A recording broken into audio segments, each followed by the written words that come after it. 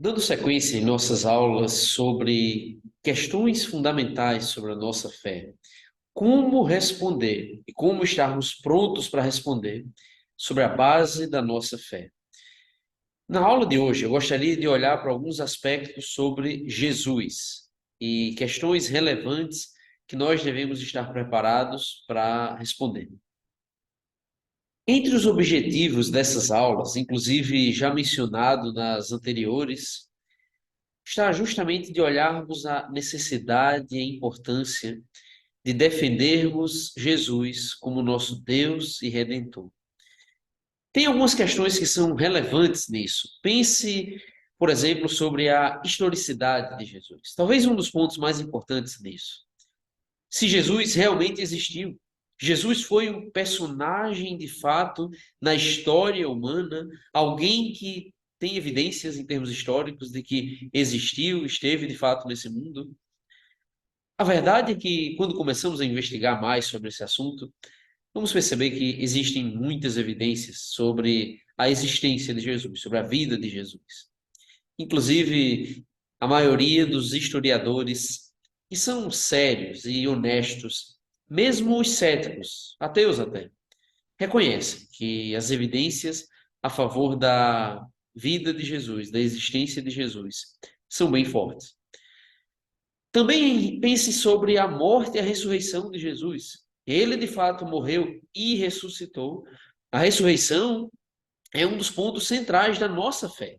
Estamos falando de um aspecto fundamental da fé cristã, que foi a mensagem que os discípulos levavam inicialmente.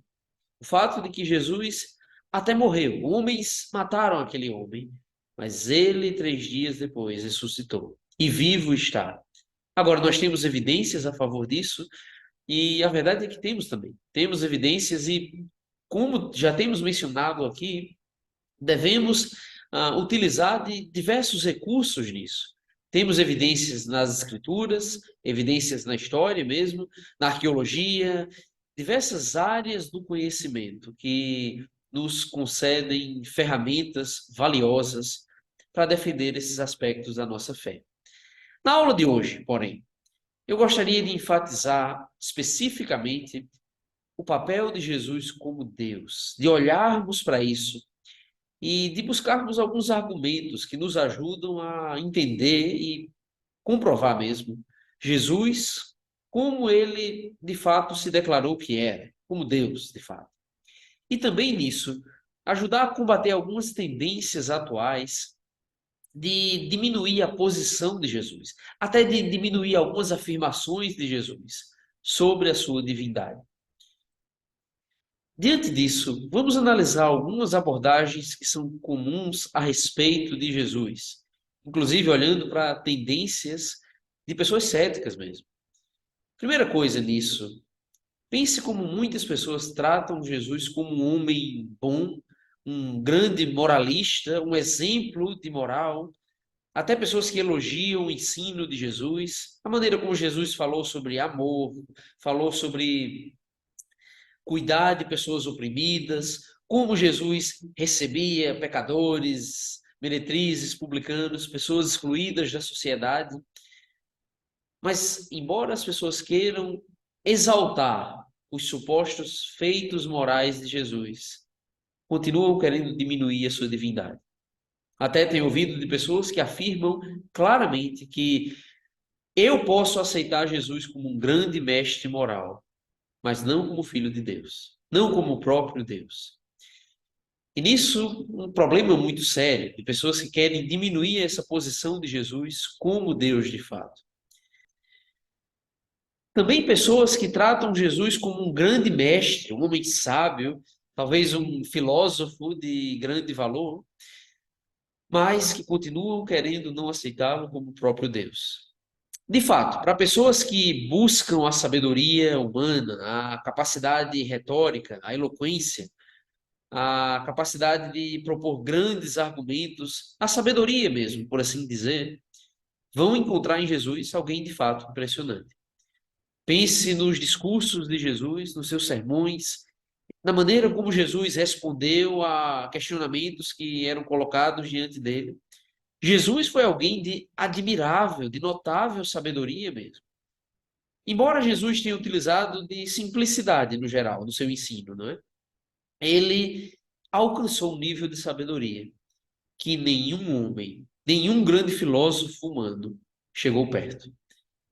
De fato, muitas pessoas buscam Jesus, talvez com essa abordagem intelectual. Outros até talvez tentam tratar Jesus como um revolucionário, alguém que foi envolvido e empenhado por causas sociais. Jesus cuidava dos oprimidos, Jesus combatia o sistema vigente, não é o sistema religioso, combatia homens que eram hipócritas, e nisso falham mais uma vez, por não reconhecer o papel espiritual de Jesus, talvez olhando muito mais para questões terrenas, sociais e mundanas. Até quem tenta ter algum viés religioso na sua análise de Jesus, às vezes o trata como um grande profeta, um homem que pronunciou verdades profundas e relevantes, mas, de novo, negando sua divindade, ou não aceitando, pelo menos, a sua divindade. Nisso, uma questão interessante também de olharmos é que essa foi uma questão na época de Jesus. Acompanhe comigo Mateus 16, versículos 13 e 14. Indo Jesus para os lados de Cesareia de Filipe, perguntou aos seus discípulos: Quem diz o povo ser o filho do homem? E eles responderam: Uns dizem João Batista, outros Elias, e outros Jeremias ou alguns profetas. Vejam que Jesus fez uma espécie de pesquisa da opinião popular aqui com seus discípulos, né? Provavelmente estamos falando daqueles 12 mais próximos, os 12 apóstolos. Jesus chamou os discípulos e perguntou: O que as pessoas falam de mim? Até pessoas que não seguiam a Jesus, qual visão tinham sobre ele?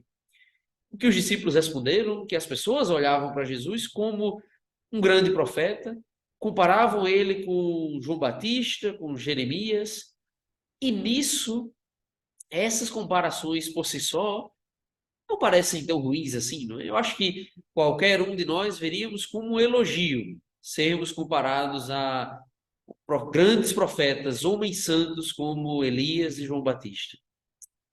Até mostrava que as pessoas reconheciam que Jesus falava algo da parte de Deus, que Jesus era justo e tinha um caráter notável. Mas sem nenhuma dessas respostas reconheciam ser ele o próprio Deus. Que no fim das contas, embora João Batista, Jeremias, Elias tivessem sido grandes homens, que comparar Jesus a eles era diminuir o próprio Jesus da sua posição de Deus. O fato que nós devemos observar é que Jesus não deixou essas opções. Um problema sério de olharmos para Jesus dessa maneira. Vamos olhar então para aquilo que Jesus afirmou sobre ele. Pense como várias vezes Jesus deixou claro a sua divindade. Estou deixando na tela algumas passagens e não vamos ler todas elas, mas pelo menos a primeira vale a pena a leitura. Justamente esse texto de Mateus 16. A partir do versículo 15, Jesus levou a pergunta agora para os discípulos: Mas vós, quem dizeis que eu sou? Respondendo Simão Pedro, disse: Tu és o Cristo, o Filho do Deus vivo. Pedro reconheceu que Jesus era o Filho de Deus.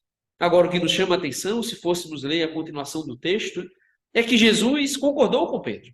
Jesus disse que edificaria sobre aquela confissão e sobre a fé de Pedro a sua igreja. Que Jesus concordava que ele era o Filho de Deus, o Cristo mesmo. E várias outras vezes Jesus declarou isso. Inclusive, numa certa ocasião, em João capítulo 8, após afirmar que era o próprio Deus, as pessoas pegaram pedras para jogar nele. Que reconheceram que Jesus estava afirmando isso mesmo, que ele estava se declarando divino. O problema nisso é que viam como uma blasfêmia. Não reconheciam que ao Jesus declarar-se Deus, ele estava falando uma verdade. Mas, de fato, Jesus apontou isso. Ele se declarou, afirmou sobre si mesmo ser o Filho de Deus. E além de ter afirmado isso, Jesus viveu como se fosse o próprio Deus. Algo talvez muito ousado, mas era a maneira como Jesus vivia. Uma certa ocasião, em Marcos capítulo 2, levam até Jesus um homem paralítico e Jesus perdoa os seus pecados. Algo que só Deus poderia fazer. Jesus fez por aquele homem. E nisso, agindo como se fosse o próprio Deus mesmo. Também, várias vezes, Jesus recebeu a adoração e aceitou a adoração. Pessoas chegavam até Jesus, se prostravam diante dele, o tratavam como se fosse Deus e ele aceitava. De novo, Jesus afirmou ser Deus e Jesus agiu como se fosse Deus. Ele não deixou a opção de olharmos para ele como um mero homem de boa moral. Agora, o que é interessante de observarmos é quais opções Jesus nos deu, então. Diante disso, vamos analisar, então, as opções que nós temos diante das afirmações da vida do próprio Jesus. Pense, primeiramente, se Jesus afirmou ser Deus, temos duas possibilidades nisso. Ou é verdade ou é mentira. Verdadeiro ou falso. Agora, vamos imaginar que as afirmações são falsas, então. Eu quero analisar duas perspectivas disso. Primeiramente, se suas afirmações fossem falsas e ele sabia disso, que Jesus estava declarando ser Deus, afirmando por várias vezes isso, mas ele estava ciente de que se tratava de uma mentira, que ele sabia que não era Deus. Obviamente, estamos falando do fato de que Jesus se trataria de um mentiroso. Pior do que um mentiroso até, acho que Jesus seria um hipócrita. Pense como Jesus ensinava os seus discípulos a não mentirem, a viverem vidas íntegras, vidas transparentes, honestas, falando a verdade e vivendo de acordo com a verdade. Sendo que ele mesmo enganava a todos, multidões, pessoas que estavam abrindo mão de suas vidas para segui-lo, por causa da sua identidade, por ele se afirmar o Filho de Deus, sendo que ele sabia que era mentira, enganando e manipulando multidões, de uma maneira mentirosa e hipócrita. Eu diria que pior do que isso, de uma maneira maligna, que no fim das contas, se isso fosse a verdade, Jesus estaria agindo como o próprio diabo. Pense como a pregação de Jesus envolvia a direção da vida eterna das pessoas. O destino das almas das pessoas eram confiados aos ensinos de Jesus. Pessoas se achegavam a ele abrindo mão de tudo para ganharem o céu, escaparem da condenação eterna, julgando que ele era o Filho de Deus. Afinal, ele afirmava isso, mas sendo tudo uma mentira da parte dele. Alguém terrível, maligno, que faria esse tipo de coisa. Além disso tudo, eu acho que Jesus também seria um tolo, não é? Porque ele inventou uma mentira, enganou a todos, e as pessoas resolveram então matá-lo por causa da mentira. Era simples, era só ele dizer: não, gente, não passa de uma mentira isso aqui. E escaparia da cruz. Mas ele supostamente teria criado uma mentira, sustentado uma mentira, sido colocado numa cruz por ela, e mesmo assim não voltou atrás. Só um tolo faria isso. Agora, pense como isso elimina completamente a possibilidade de tratarmos Jesus como um grande mestre moral. Como ele poderia ser um homem de grande moral e estaria enganando pessoas sobre sua própria identidade? Definitivamente não faz sentido olhar para Jesus dessa perspectiva, né? Agora, uma outra possibilidade nisso, ainda sobre as suas afirmações serem falsas, era que ele não sabia disso. Que talvez ele pensava que era Deus, mas não era. E dizia isso a todo mundo, mesmo não sendo verdade, ele acreditando nessa mentira.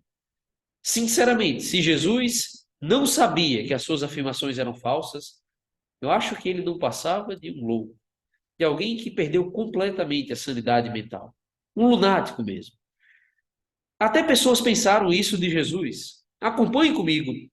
João capítulo 10. João 10. Se trata de um texto onde Jesus afirmou ser ele o bom pastor. Falou que ele daria vida e cuidaria das suas ovelhas. E as pessoas ouvindo isso, começaram a reagir, reagiram de maneira negativa, se opondo às afirmações de Jesus. No versículo 20 de João 10, muitos deles diziam: Ele tem demônio e enlouqueceu. Por que o ouvis? E de fato, só um louco falaria esse tipo de coisa, né? No fim das contas, essas pessoas aqui talvez estão sendo mais honestas do que aquelas que querem tratar Jesus como um mero homem de boa moral. Agora, será que Jesus de fato foi um louco? Pense sobre a maneira como Jesus ensinava de maneira tão coerente, profunda, sábia. Leia Mateus capítulos 5, 6 e 7, o famoso Sermão do Monte. Veja como Jesus apresentou ali argumentos profundos, bem elaborados, logicamente bem construídos, argumentos e ensinos mesmo, que eram impactantes, que traziam mudança para a vida das pessoas. Verdades bem profundas sobre esse mundo. Jesus avaliava questões dessa vida de maneira pertinente mesmo, precisa. Pense como Jesus respondeu questionamentos que levavam a ele de maneira lógica e sábia. Como Jesus vivia de maneira controlada, tendo um temperamento sóbrio e equilibrado. A vida de Jesus, o ensino de Jesus, definitivamente não é de alguém louco. Eu acho que não dá para afirmar esse tipo de coisa quando, com sinceridade, olhamos para aquilo que Jesus afirmava. Então, se as suas afirmações não eram intencionalmente falsas, ele não era um mentiroso. Se também não se tratava de um louco, alguém que pensava ser Deus sem ser.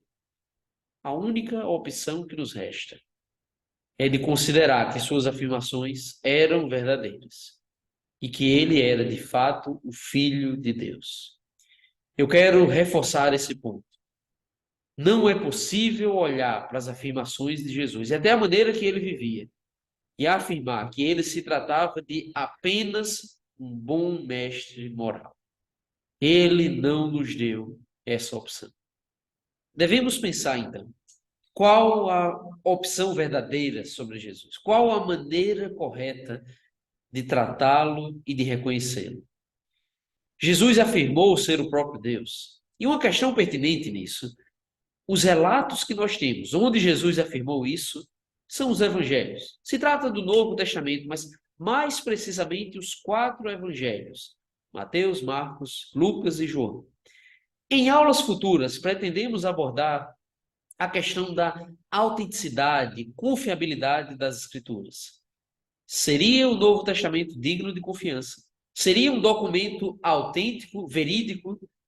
Se for o caso, e sinceramente as evidências são muito fortes de que de fato é autêntico, de que de fato é uma fonte segura e precisa, então nós temos a verdade aqui sobre Jesus, né?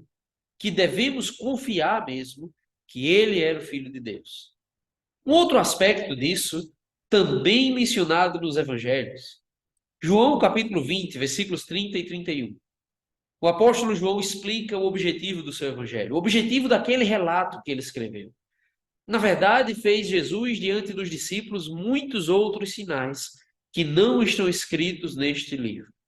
Estes, porém, foram registrados para que creiais que Jesus é o Cristo, o Filho de Deus, e para que, crendo, tenhais vida em seu nome. João está dizendo, os milagres de Jesus foram registrados nesse livro para não deixar dúvidas, para que quem lesse de fato aquele evangelho tivesse certeza que Jesus Cristo é o Filho de Deus. Porque ele não apenas afirmou o seu Filho de Deus, ele comprovou isso por meio dos seus milagres. Quando aquele paralítico chegou diante de Jesus e ele perdoou os seus pecados, para as pessoas crerem que ele era o Filho de Deus, ele mandou aquele homem se levantar e o curou de imediato. Que Jesus comprovou pelos seus atos, pelos seus sinais, que suas afirmações eram de fato verdadeiras. Estamos falando do Filho de Deus. A grande questão que impacta as nossas vidas é que devemos crer nele. Só assim teremos vida e vida em seu nome. Talvez é por isso que pessoas resistem, não é? Jesus impacta e exige mudança na nossa vida. Chegando ao fim dessa aula, eu espero que esses argumentos tenham preenchido um pouco mais a sua caixa de ferramentas, que tem sido essa a ilustração que nós temos utilizado, né? A cada aula, uma ferramenta nova que pode ser utilizada para dar uma boa resposta sobre a base da nossa fé. Eu apresentei alguns argumentos aqui, evidências bíblicas, inclusive, que já nos ajudam a responder àqueles que não têm tido a perspectiva correta sobre Jesus. Em aulas futuras, vamos continuar preparando essa caixa de ferramentas, com argumentos em outras matérias, vamos dizer assim, não é?